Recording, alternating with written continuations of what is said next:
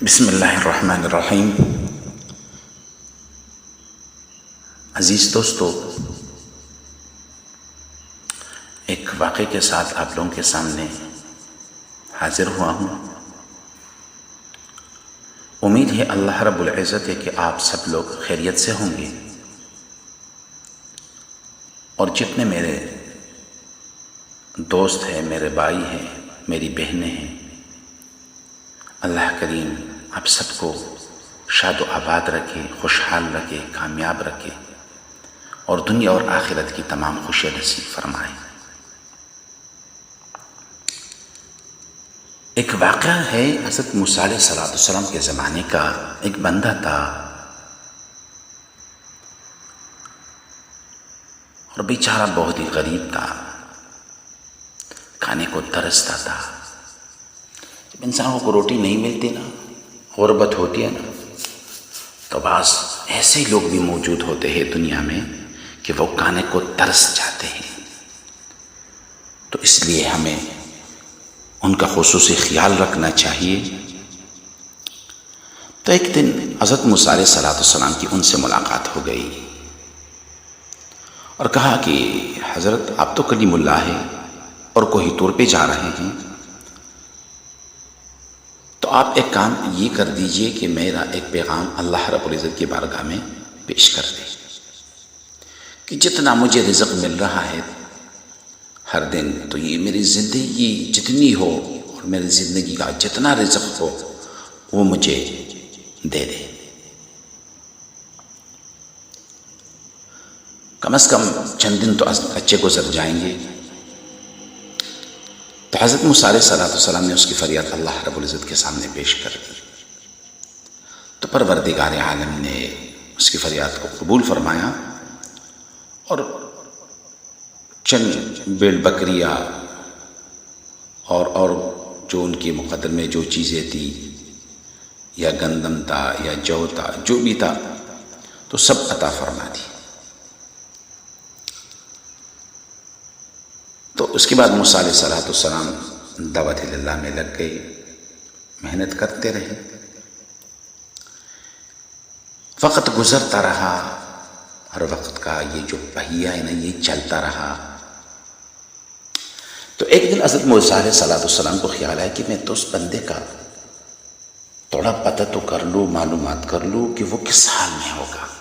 جس طرح ہمارے ساتھ ہمارے ساتھی پڑھتے ہیں، ہمارے دوست پڑھتے ہیں، ہمارے بچے پڑھتے ہیں، اور وہ کہیں باہر ملک چلے جاتے ہیں یا اسٹڈی کے لیے یا کسی اور محنت مزدوری کے لیے، تو ہم پتہ کرتے کہ بھئی تھوڑا سا پتہ تو کر لے کہ ہمارا بیٹا، ہمارا بھائی، ہمارا دوست کس حال میں ہے۔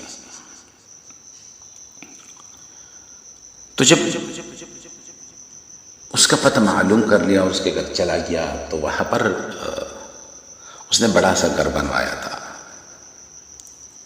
خوبصورت گھر بنوایا تھا، اور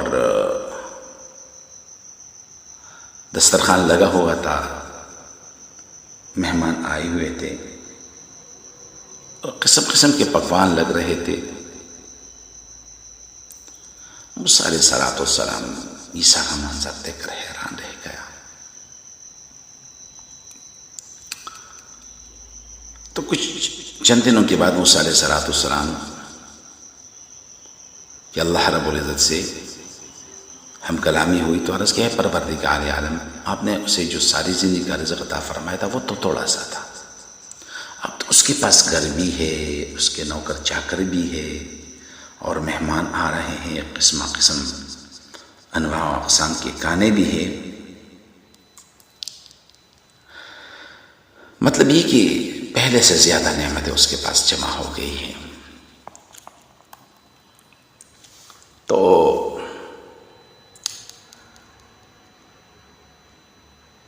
اللہ رب العزت نے فرمایا کہ موسیٰ بڑا ہوشیار بندہ تھا، عقل والا بندہ تھا، دل میں تڑپ تھی، اس کا رزق تو وہی تھا جو ہم نے اس کو دیا تھا، لیکن اس نے نفع کی تجارت شروع کر دی۔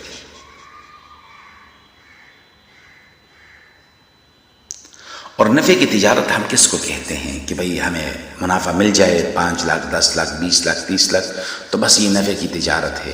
بھئی نفع کی تجارت کون سی ہے؟ بھئی اگر جب کبھی آپ لوگوں پر غربت کی حالات آئے نا تو اللہ کے ساتھ تجارت کر لیا کرو. تو جس بندے نے اللہ کے ساتھ تجارت کی تو موسیٰ علیہ السلام نے کیا اللہ کون سی تجارت کی اس نے؟ تو فرمایا ارشاد باری تعالیٰ اللہ تعالیٰ نے ارشاد فرمایا اے موسیٰ اس نے مہمانوں کو کھانا کھلانا شروع کر دیا. اللہ فرماتے ہیں نا مثل الذین ينفقون فی سبیل اللہ کمثل حبۃ انبتت 7 سنابل فی کل سنبلۃ 100 حبۃ واللہ یضاعف لمن یشاء. اللہ فرماتے ہیں نا یہ اللہ کے راستے میں خرچ کرنا شروع کر دیا اور یہ دستور ہے اللہ رب العزت کا کہ جو میرے راستے میں 1 روپیہ خرچ کرتا ہے ایک جگہ پر تو آتا ہے من جاء بالحسنۃ فلہ 10 امثالھا، ایک کے بدلے میں 10 دیتا ہوں، ایک کے بدلے میں 10 دیتا ہوں. اور یہاں پر موسیٰ علیہ السلام سے اللہ رب العزت نے فرمایا کہ میرے راستے میں اس نے خرچ کرنا شروع کر دیا. اور یہ جو آیت میں نے آپ لوگوں کے سامنے پڑھی مثل الذین ينفقون فی سبیل اللہ کمثل حبۃ انبتت 7 سنابل فی کل سنبلۃ 100 حبۃ. تو اگر 1 روپیہ اللہ کے راستے میں تم نے لگا دیا، اللہ کے نام پر لگا دیا، تو وہاں پر کیا ہوگا؟ 1 کے بدلے اللہ رب العزت 700 دے گا. کتنے دے گا؟ 700 دے گا.